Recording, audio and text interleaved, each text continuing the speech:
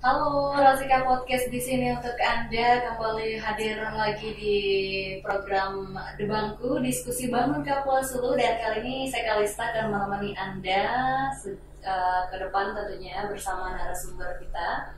Nah, beliau juga sudah hadir di sini. Namun sebelumnya saya akan menyapa dulu nih untuk pendengar atau juga pemirsa Rasika Podcast. Apa kabarnya Anda? Semoga tetap sehat selalu dan selalu menjaga kesehatan juga. Tetap semangat untuk menjalankan berbagai aktivitas juga rutinitas Anda. Nah, kali ini di informasi Debangku dari Badan Penanggulangan Bencana Daerah Kabupaten Kapua Sulu, narasumbernya adalah langsung dengan kepala dinasnya ya, yang tentunya langsung menangani BPBD di Kabupaten Kapua Sulu. Saya akan menyapa dulu. Selamat pagi Bapak. Pagi Mbak. Assalamualaikum warahmatullahi wabarakatuh. Selamat pagi dan salam sejahtera untuk kita. Salam tangguh untuk masyarakat Kabupaten Kapua Sulu. Nah, tangguh semua kita ya. Ya, Bapak terima kasih untuk waktu dan kesempatannya untuk bersedia hadir di Rasika Podcast kali ini.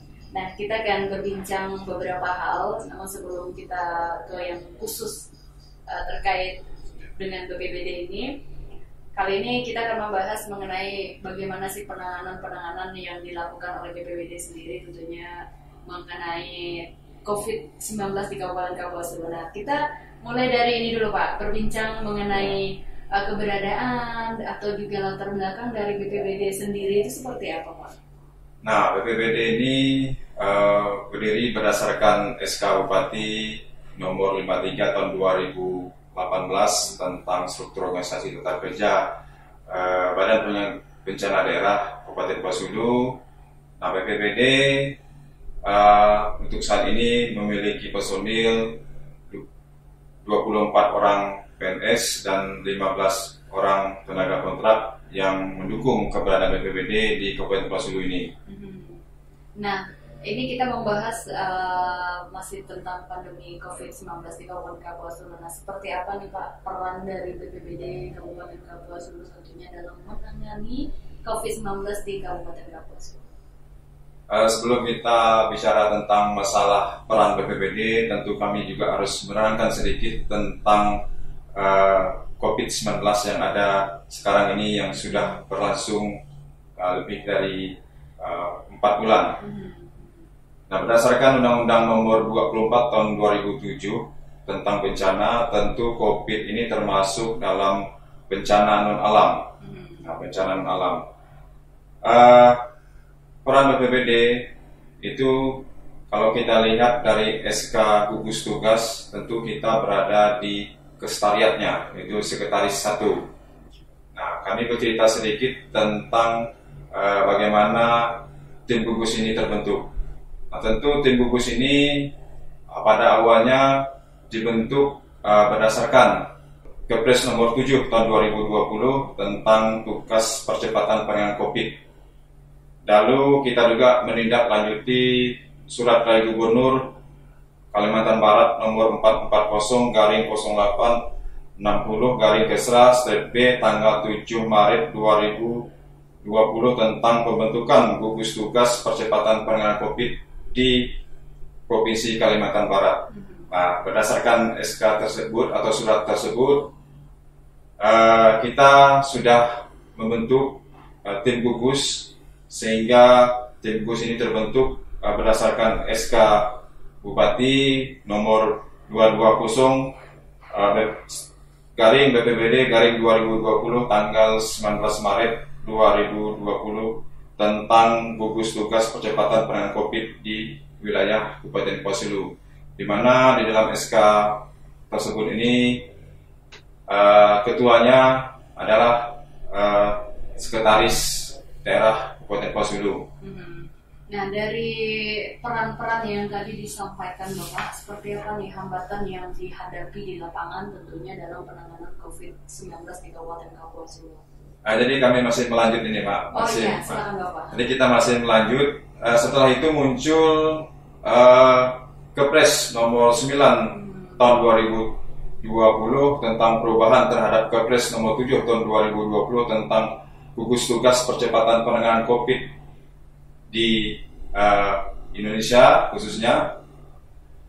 Lalu kita juga menerima surat edaran dari Menteri Dalam Negeri nomor 440/2622/SJ tentang pembentukan gugus tugas percepatan penanganan COVID-19 di daerah. Nah, berdasarkan SE tersebut terjadi perubahan bahwa dalam gugus tugas tersebut yang awalnya gugus tugas yang sudah kita keluarkan itu bahwa ketuanya itu adalah sekretaris daerah, tapi dengan lahirnya atau keluarnya surat edaran dari Menteri Dalam Negeri tersebut yang mengharuskan kepala daerah selaku ketua gugus tugas percepatan penanganan COVID-19 di Indonesia, khususnya di Kabupaten Kepulauan Sulu, maka kita mengadakan rapat kembali, yaitu pada tanggal 1 April 2020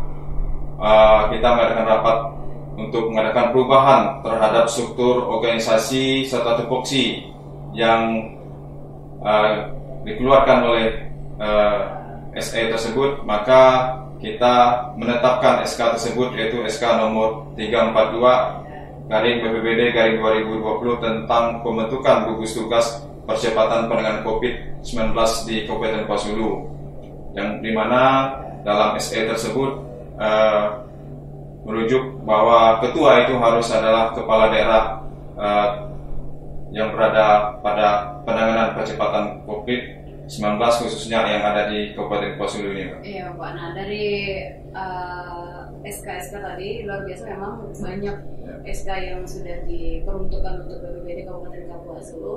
Nah, seperti apa nih Pak kendala maupun hambatan yang dihadapi di lapangan, tentunya khusus dengan penanganan COVID-19 di Kabupaten Kepulauan Sulu? Mungkin sebelum kita bercerita tentang hambatan atau dalam penanganan COVID-19 di Kabupaten Kepulauan Sulu ini, mungkin kami akan bercerita tentang peran BPBD di gugus tugas tersebut.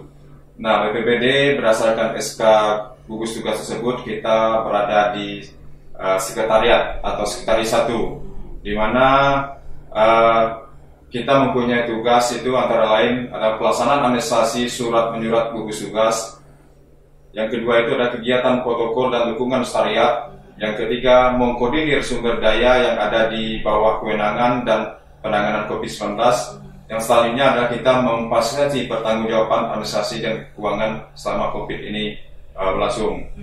Nah, adapun peran kita di BPBD dari mulai terbentuknya gugus tugas, yang pertama itu pada tanggal 19 Maret berdasarkan SK yang pertama yang kami sampaikan tadi, bahwa pada SK tersebut bahwa kita sudah membentuk SK pertama, di mana dalam SK pertama itu bahwa sekretaris daerah selaku ketuanya, lalu ada terjadi perubahan di SE tersebut bahwa SK tersebut bahwa ketua itu harus Bupati Kepulauan Sulu. Maka kami BPBD sudah melakukan beberapa peran di dalam gugus tugas tersebut. Yang pertama itu mungkin kami sudah melakukan memfasilitasi rapat-rapat koordinasi terkait dengan penanganan pencegahan COVID-19 di wilayah Kabupaten Sulu. Lalu kita juga melakukan penyebaran informasi pencegahan dan penanganan COVID-19 di Kabupaten Kepulauan Sulu. Lalu kita juga melakukan pembagian masker terhadap masyarakat maupun pedagang-pedagang yang ada di pasar pagi dan sekitarnya. Lalu kita juga ada kegiatan pembagian masker juga dan hand school atau sarung tangan selama kegiatan Pondok Ramadan di Kecamatan Kutu Sibau Utara dan Kutu Sibau Selatan. Lalu kita juga melakukan upaya pencegahan, terutama melakukan penyemprotan disinfektan untuk daerah-daerah, terutama sarana dan prasarana umum, termasuk juga sarana ibadah, sekolahan, dan lapangan pesawat pada waktu itu, pada saat COVID ini awalnya muncul. Kita sudah melakukan upaya-upaya pencegahan. Lalu kita juga melakukan sosialisasi terkait edaran-edaran yang sudah disampaikan oleh pemerintah daerah kepada masyarakat. Lalu kita juga sudah bersama-sama dengan tim gugus tugas yang tergabung dalam gugus tugas kabupaten bersama dengan TNI, Polri, Pol PP, Dinas Perhubungan, dan stakeholder lainnya. Kita melakukan patroli gabungan, terutama di tempat-tempat keramaian, toko, warung kopi, atau rumah makan lainnya. Nah iya Pak, dari patroli gabungan ini seperti apa hasil yang didapat di lapangan pastinya? Nah, kita melihat ada sebagian masyarakat yang mungkin sudah sadar tentang bahaya COVID-19.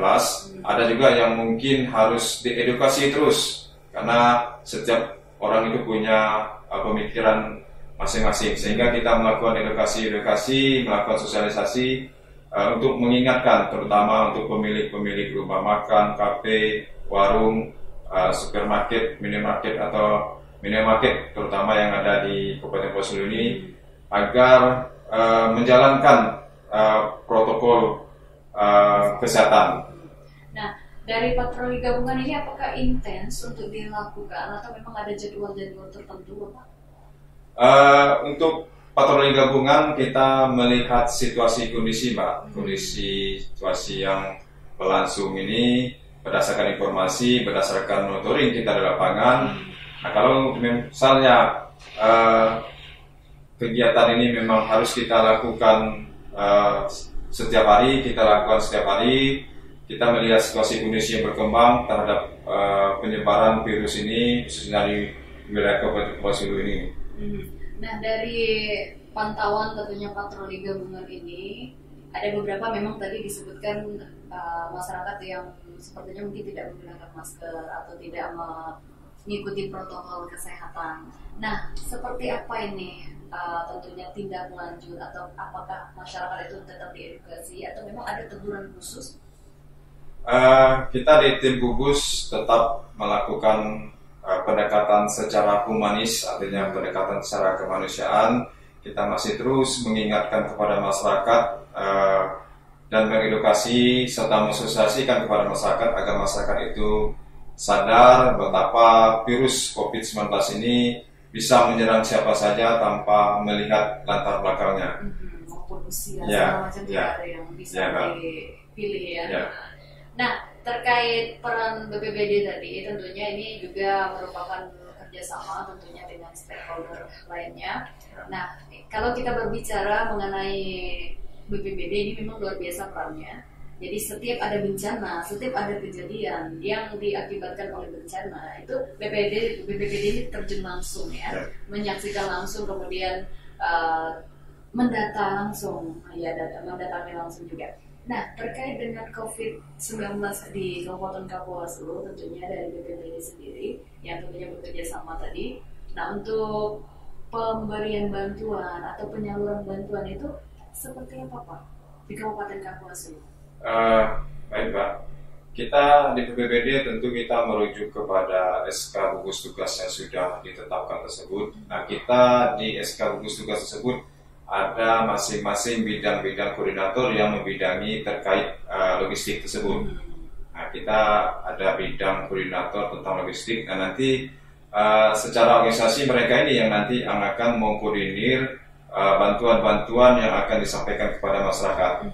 Sehingga nanti tim gugus ini bisa bergerak sesuai dengan tupoksinya masing-masing. Iya, nah sejauh ini bagaimana Pak? Adakah kendala untuk penyaluran atau juga pemberian langsung untuk logistik ini?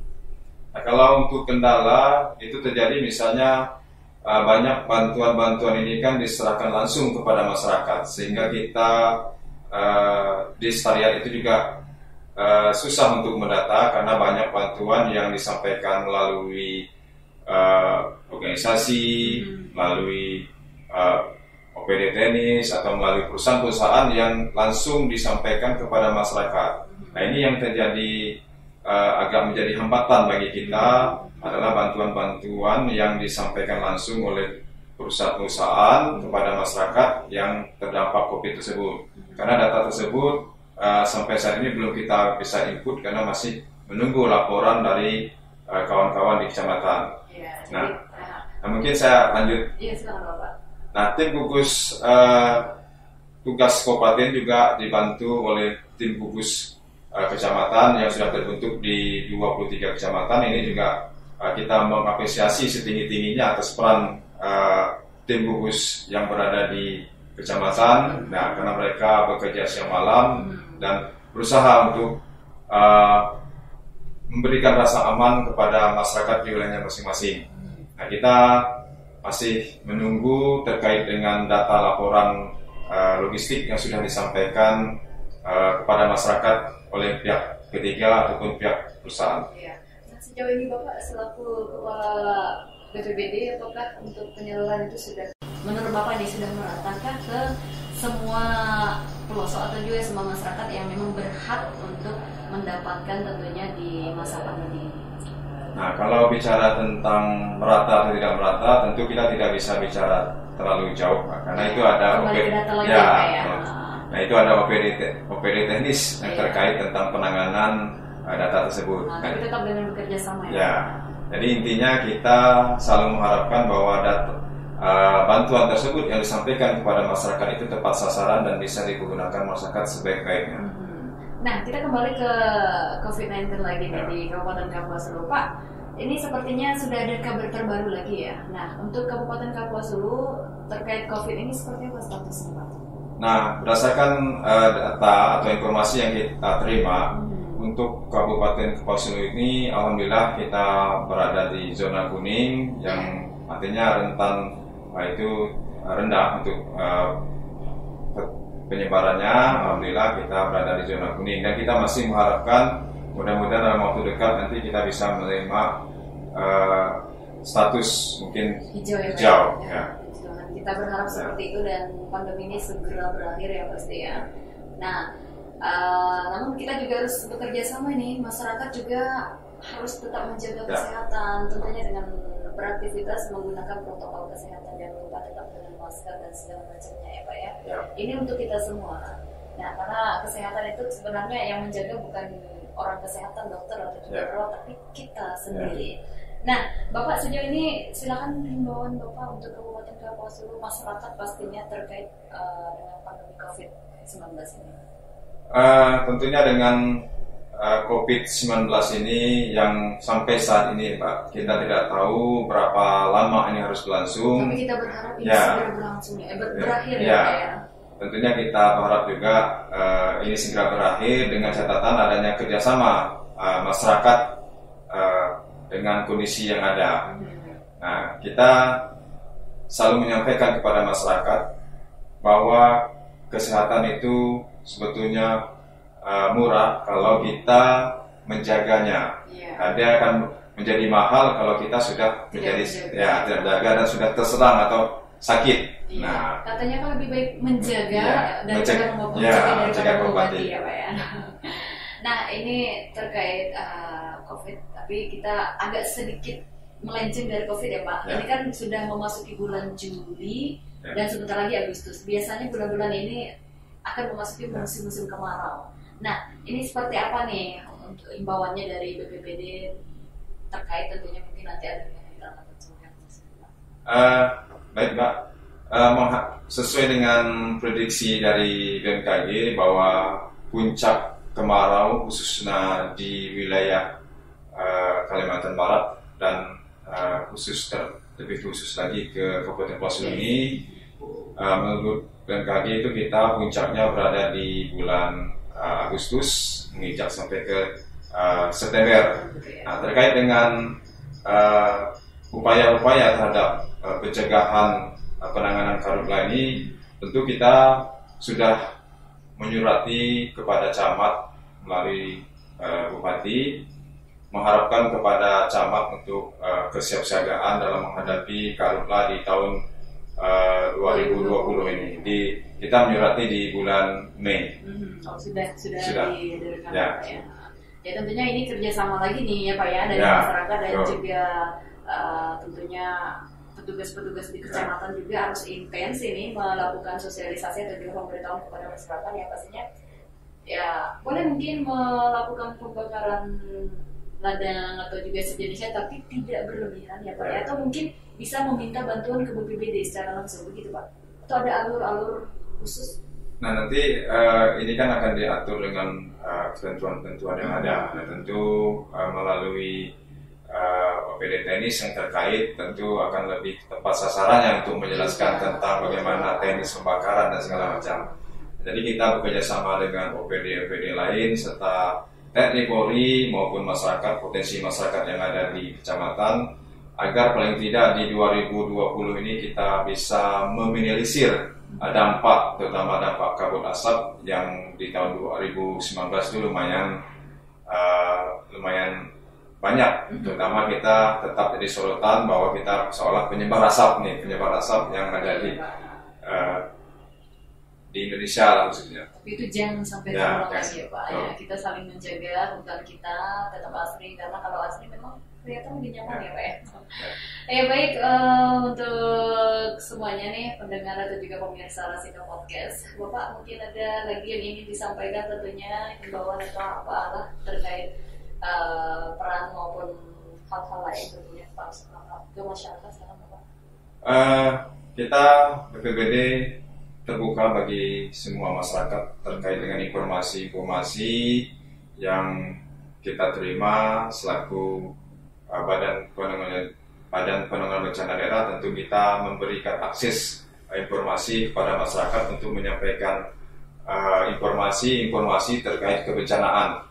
Nah, ini menjadi sebagai masukan bagi kami supaya nanti kami bisa bagaimana ke depan dalam penanganan kebencanaan ini kami bisa berperan lebih aktif lagi, karena kita tahu bencana ini kan tidak bisa kita prediksi. Kita tidak tahu kapan datang ya.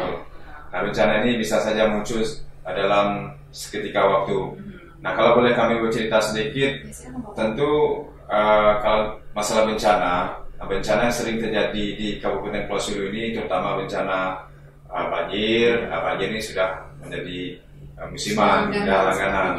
Lalu kita juga ada mungkin kejadian tanah-tanah longsor atau karhutlah. Nah, yang sering harus kita waspadai ini kepada masyarakat di luar COVID ini, Mbak, terutama kebakaran pemukiman.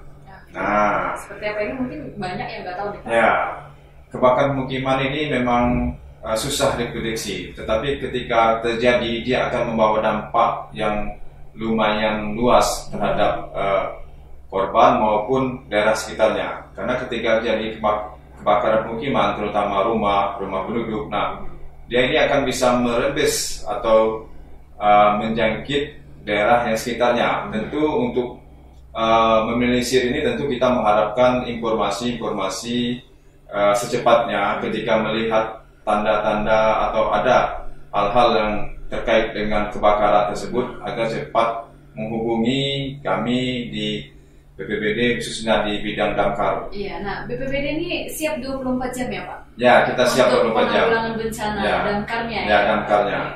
Iya, luar biasa memang ya dari BPBD ini, jadi memang harus siap siaga sesuai dengan ininya juga ya, motonya salam tangguh. Jadi harus tetap tangguh. Nah, demikian nih informasi yang bisa kami sampaikan Bapak. Terima kasih waktu dan kesempatannya, tentunya sudah berbagi informasi untuk kali ini di program The Bangku Diskusi Bareng Kapuas Sulu. Dan pastinya selamat bertugas untuk Bapak. Ya, terima kasih Mbak. Salam tangguh untuk masyarakat Kabupaten Kapuas Sulu. Ya, kita tangguh semua. Nah, demikian informasi yang bisa kami sampaikan melalui Rasika Podcast untuk edisi kali ini bersama narasumber dari BPBD Kabupaten Kapuas Sulu. Jadi untuk pendengar maupun juga pemirsa Rasika Podcast, bagi Anda yang ingin menyaksikan informasi secara langsung, Anda bisa mengakses di kanal YouTube kami, tentunya di spotify.com, kemudian di Anchor, dan di YouTube atau juga fanpage Facebook kami, Diskominfo KH.